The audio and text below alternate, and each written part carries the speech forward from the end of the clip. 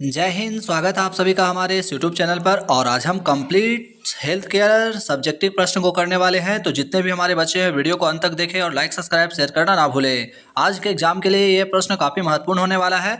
तो चलिए शुरू करते हैं। सब्जेक्टिव प्रश्न में हमारे जो इंपॉर्टेंट प्रश्न पूछे जाएंगे उन सभी प्रश्नों को बारीकी से देखते हैं। तो मेरे प्यारे बच्चों, सबसे पहला जो हमारा प्रश्न है कि टीकाकरण पर टिप्पणी लिखिए।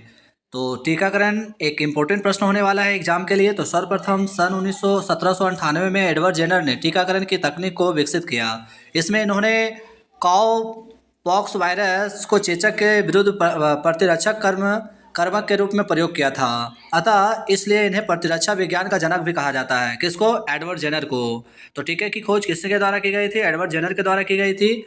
वहीं मेरे प्यारे बच्चों, टीका प्रतिजनों का तैयार घोल होता है जो इंजेक्शन द्वारा शरीर में प्रविष्ट कराने पर विशिष्ट प्रतिरक्षकों के निर्माण को प्रेरित करके शरीर में सक्रिय कृत्रिम प्रतिरोध क्षमता उत्पन्न करता है। यह क्रिया ही टीकाकरण कहलाती है। तो एक इम्पोर्टेंट प्रश्न होने वाला है। साथ ही बात कर लेते हैं, वैक्सीन को टीका बोला जाता है। इंट्रा पोलियो यानी कि पोलियो वायरस। इसके अलावा मेरे प्यारे बच्चों, पोलियो विषाणु यानी कि निष्क्रिय अवस्था और अंतरिक्षी। पूरा डायग्राम के साथ आप लोग को बताया जा रहा है ताकि आप लोग किसी प्रकार का प्रॉब्लम ना हो। वहीं टीकाकरण की विधि के बारे में बात कर लेते हैं अब हम लोग। तो टीकाकरण के विधि में आप लोग देख सकते हैं कि किस तरह से लगाया जाता है। कोविड-19 का एक टीका जो है, कोरोना वायरस कोविड-19 2019 में आया था। चीन के वुहान शहर से इसकी शुरुआत हुई थी। तो चित्र सहित हमने आप लोग को दिखा दिए हैं। अब जो हमारा अगला प्रश्न है मेरे प्यारे बच्चों, अगला जो हमारा प्रश्न है प्रतिरक्षाकरण और टीकाकरण। तो तकनीकी के आमतौर पर टीकाकरण का उपयोग एक टीका देने के लिए किया जाता है जो वास्तव में टीके के इंजेक्शन लेना या बूंद पीना है। वहीं प्रतिरक्षाकरण एक ऐसा पद है जो लेना ताकि लेना तथा टीका देने के परिणाम स्वरूप रोग के प्रति प्रतिरक्षी बनाने की प्रतिक्रिया के लिए इस्तेमाल किया जाता है। अधिकांश लोग पद टीकाकरण और प्रतिरक्षीकरण को एक दूसरे को स्थान पर इस्तेमाल करते हैं, परंतु इनका अर्थ एक समान नहीं है। इनका अर्थ, क्योंकि अधिकांश टीके के मामले में प्रतिरक्षी है किंतु सभी में नहीं पाए जाते हैं। इसका कार्य पुस्तिका के प्रयोगजन से हमने हमेशा पद प्रतिरक्षाकरण उपयोग किया है क्योंकि यह अभिव्यक्ति समुदाय में सबसे आमतौर पर प्रचलित है। तो इस तरह का जो आप लोग का प्रैक्टिकल पेपर में भी लिख सकते हैं और फाइनल एग्जाम में भी आप लोग लिख सकते हैं। और देख सकते हैं इसका डायग्राम भी आप लोग को दिखाया जा रहा है प्रतिरक्षित तंत्र का। अब अगला जो प्रश्न है, क्या टीकाकरण से सभी रोगों को सुरक्षा मिलती है? तो जब टीका की सभी खुराकें दी जाती है तब भी प्रत्येक व्यक्ति रोग से सुरक्षित नहीं होता। खसरा, रूबेला, टिटनेस, पोलियो और HIV एड्स टीके से 95% से अधिक बच्चों को सुरक्षा मिलती है। वहीं जिन्हें टीके लगाए गए हैं और अन्य और 15% बच्चों में जिन्हें भी टीके लगाए गए हैं, रोग के गंभीरता में कमी आएगी। समय के बीतने पर प्रतिरक्षा में कमी आती है। ईस्टर खुराक देने की ज़रूरत होती है। हेपेटाइटिस बी टीके के 3 खुराक से 95% बच्चों को सुरक्षा मिलता है। यदि उन्हें काली खांसी हो जाती है तो काली खांसी के टीके के 3 खुराक से लगभग 85% बच्चों को सुरक्षा मिलती है। तो एक भी इम्पोर्टेंट प्रश्न होने वाला है। देख सकते हैं यहाँ पे किस तरह का वायरस जो है उसका भी चित्र लगाया गया है। अब है वैश्विक टीकाकरण कार्यक्रम के मुख्य घटक क्या है? तो वैश्विक टीकाकरण के मुख्य कार्यक्रम रोगी देखभाल सहायक के रूप में एक व्यक्ति कार्यक्रम प्रबंधन के सभी पक्षों के लिए जिम्मेदार लोग जिससे वंचित कार्यक्रम मिले कार्यक्रम प्रबंधन के विभिन्न पक्षों में शामिल होते हैं, जैसे मानव संसाधन, सूक्ष्म योजना, क्षमता निर्माण, रसद प्रबंधन, पर्यवेक्षण और निगरानी।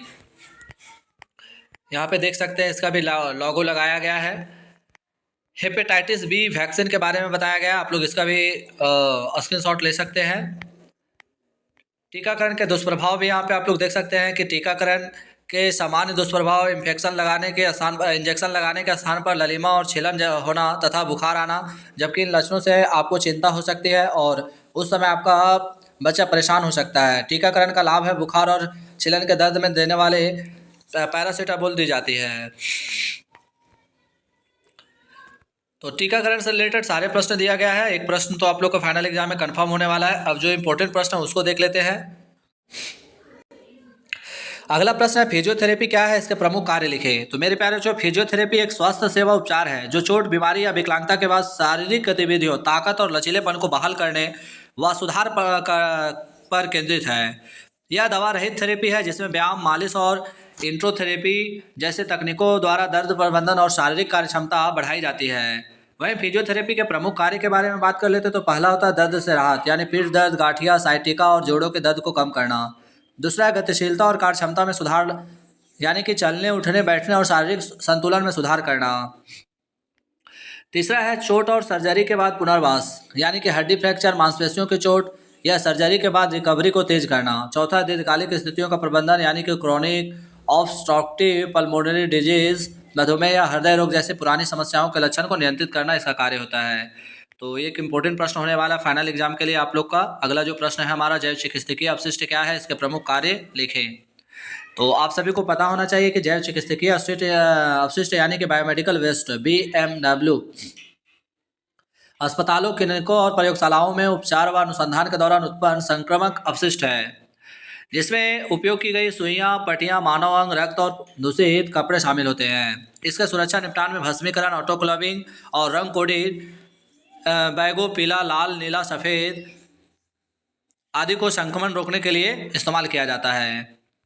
जैव चिकित्सा अपशिष्ट के प्रकार आप लोग देख सकते हैं। संक्रमक कचरा, जिसमें से रक्त से सने बैंडेज, कपास, अंगों के अवशेष, प्लेसेंटा आदि। नुकीले में सुई, सिरिंज, ब्लेड, टूटा हुआ कांच। जबकि दवाइयों में हमारा आ जाता है उपयोग की गई पुरानी दवाएं, और प्रयोगशाला कचरा में आ जाता है सूक्ष्म जीव विज्ञानी कचरा। अब निपटान के तरीके के बारे में भी देख सकते हैं। पृथक्करण सबसे पहले, यानी कि जैव चिकित्सा अपशिष्ट का प्रबंधन 1998 संशोधित 2016-18 के नियम के अनुसार किया जाता है, जिसके प्रमुख तरीके निम्न है। पहला, पृथक्करण। इसमें से पीला बैग का काम क्या होता है, शरीर के अंग, रक्त, संक्रमक कपड़े को रखा जाता है। लाल बैग में पुनर्चक्रण योग्य प्लास्टिक कचरा जैसे बोतल, दस्ताने आदि को रखा जाता है। वही नीले कंटेनर में क्या डाला जाता है, तो कांच की वस्तुएं। सफ़ेद कंटेनर में धातु की नुकीले वस्तुएं, सुइयां, ब्लेड आदि। दूसरा विधि है भस्मीकरण, तीसरा ऑटोक्लेविंग और चौथा रासायनिक कीटाणु शोधन और पांचवा गहरा दफन। तो ये इसका प्रमुख कार्य था। अब हम लोग आगे देख लेते हैं मेरे प्यारे बच्चों, इसका महत्व क्या है। तो संक्रमण की रोकथाम, यानी बीमारियों से फैलने से रोकना। पर्यावरण सुरक्षा, यानी कि प्रदूषण को कम करना। स्वास्थ्य सुरक्षा, जैसे चिकित्सकीय कर्मियों को चोट या संक्रमण से बचाना। अब अगला प्रश्न टीकाकरण के बारे में। तो इसके बारे में हम लोग पहले के आप लोग को बता चुके हैं। टीकाकरण का क्या प्रभाव है, क्या होता है इससे। BCG का टीका किस बीमारी में दिया जाता है, तो बेसिलस क्लाइमेट ग्यूरिन, तापेदिक यानी TB से ग्रसित व्यक्ति को। GDA का क्या कार्य है, तो जनरल ड्यूटी असिस्टेड, और अस्पताल में इसका अहम योगदान होता है। अब अगला जो प्रश्न है उसकी ओर हम लोग चलेंगे, और यहाँ पे देख सकते हैं कुछ बच्चे का, जैसे कि जन्म के समय कौन सा टीका लगाया जाता है, तो BCG का टीका लगाया जाता है। और 6 सप्ताह में OPV, oral polio virus, Penta, diphtheria, pertussis, tetanus, hepatitis B और हिप लगाया जाता है। 10 सप्ताह में OPV पेंटा लगाया जाता है। 14 सप्ताह में OPV पेंटा, रोटा वायरस, और 9 महीने में खासरा, रुबेला टीका, जापानी इत्यादि लगाए जाते हैं। तो सबका यहाँ पे दिया गया प्रारंभिक बचपन में, यानी 16 से 24 महीने DPT बूस्टर, 4 से 6 वर्ष ABR, TDWP, और 4 से 6 वर्ष में यहाँ पे देख सकते हैं। तो पूरे विस्तार से आप लोग को बताया गया है। अगला प्रश्न की ओर चल।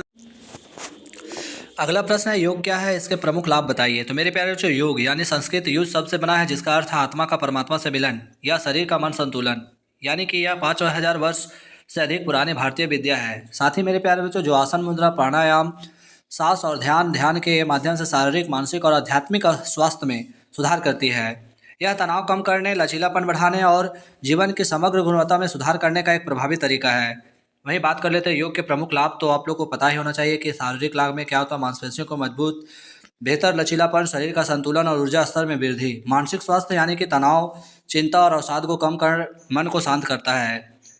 स्वास्थ्य सुधार में क्या किया जाता है, तो हृदय स्वास्थ्य, बेहतर रक्त संचार, श्वसन क्षमता में सुधार और वजन को नियंत्रित करने में सहायक होता है। क्या योग, प्रत्येक व्यक्ति को योग करने चाहिए। योग से अनेक लाभ मिलते हैं। बेहतर नींद के लिए भी योग आवश्यक होते हैं, जैसे कि नियमित अभ्यास से नींद की गुणवत्ता में सुधार होता है और अच्छी नींद आती है। एकाग्रता और जागरूकता, यानी कि मन की एकाग्रता और जागरूकता को बढ़ावा देता है। योगासन हमेशा शांत वातावरण में है, और यदि संभव हो तो प्रशिक्षक के देखरेख में शुरू करना चाहिए। इससे, क्योंकि अपने जैसे तैसे करने से इसका अनेक हानिकारक भी हो सकते हैं। वहीं जीडीए का क्या है, अस्पताल में जीडीए की प्रमुख भूमिका बताइए। तो मेरे प्यारे बच्चों, अस्पताल में एक जीडीए यानी जनरल ड्यूटी असिस्टेंट मरीजों की व्यक्तिगत देखभाल, स्वच्छता, भोजन, कपड़े बदलने, दवा की निगरानी और वार्ड के माहौल को सुरक्षित व स्वस्थ रखने में सहायता करते हैं। वे नर्सों और डॉक्टरों के साथ मिलकर मिलकर काम करते हैं, मरीजों को एक स्थान से दूसरे स्थान ले जाते हैं और उनकी भावनात्मक और शारीरिक ज़रूरतों को पूरा करते हैं। वहीं अस्पताल में जीडीए की प्रमुख जिम्मेदारियां क्या क्या होती है, जैसे कि रोगी की बुनियादी देखभाल। तो आप लोग को पता होना चाहिए कि जैसे मरीजों को नहलाना, कपड़े पहनाना, भोजन कराना, मल मूत्र त्याग में सहायता करना और व्यक्तिगत स्वच्छता बनाए रखना जीडीए का काम होता है। गतिशीलता और परिवहन, रोगियों को बिस्तर से व्हीलचेयर या स्टेज पर ले जाना, परीक्षणों जैसे एक्सरे लैब के लिए वार्ड से इधर उधर ले जाना, इनका काम होता है। स्वास्थ्य संकेतों की निगरानी करना, इसका भी काम होता है। इसके अलावा मेडिकल स्टाफ की सहायता करना जीडीए का काम होता है। और स्वास्थ्य और सुरक्षा वातावरण, जैसे कि रोगी के आसपास की सफाई सुनिश्चित करना, गंदे बिस्तर बदलना और संक्रमण नियंत्रण के नियमों का पालन करना। तो जीडीए का महत्वपूर्ण योगदान होता है अस्पतालीय विभाग में। अब अस्पताल में नर्स की क्या भूमिका, तो सेम भूमिका इनका भी होता है। अस्पताल में नर्स स्वास्थ्य सेवा की रीढ़ होती है, जो मरीजों की सीधे देखभाल, दवाओं के प्रशासन, शारीरिक संकेतों, तापमान, रक्तचाप की निगरानी और डॉक्टर के निर्देशों का पालन करने में महत्वपूर्ण भूमिका निभाती है। वे रोगी की स्थिति आकलन, भावनात्मक समर्थन, स्वच्छता बनाए रखने और ऑपरेशन पूर्व पश्चात देखभाल के साथ साथ चिकित्सा रिकॉर्ड भी व्यवस्थित करती है। तो मरीज की सीधी देखरेख में भी सहायता करती है कौन, नर्स। मरीजों को नहलाना, साफ सफाई रखना, दवा बिंदुओं की देखभाल करना और उन्हें आरामदायक स्थिति में रखना, विशेषकर गंभीर मरीजों के लिए। इसके बाद आप लोग देख सकते हैं कि उपचार और दवाएं में भी महत्वपूर्ण भूमिका निभाती है नर्स। तो जिस तरह का जीडीए का भूमिका होता है, उसी तरह से इनका भी भूमिका होता है। आपातकालीन और पूर्व पश्चात देखभाल, गंभीर मामलों में तत्काल देखभाल, ऑपरेशन से पहले की तैयारी और ऑपरेशन के बाद की रिकवरी में तैयारी करती है कौन, नर्स। तो नर्सें न केवल बीमारी की सेवा करती है, बल्कि वे स्वास्थ्य को बढ़ावा देने और बीमारियों को फैलने से रोकने में भी मदद करती है। तो एक इंपॉर्टेंट प्रश्न था। ये सारे प्रश्न आप लोग को एग्जाम में पूछे जाने की 100% संभावनाएं बनती है। तो जितना ज़्यादा हो सके वीडियो को लाइक, सब्सक्राइब, शेयर करना ना भूले। जय हिंद, जय भारत।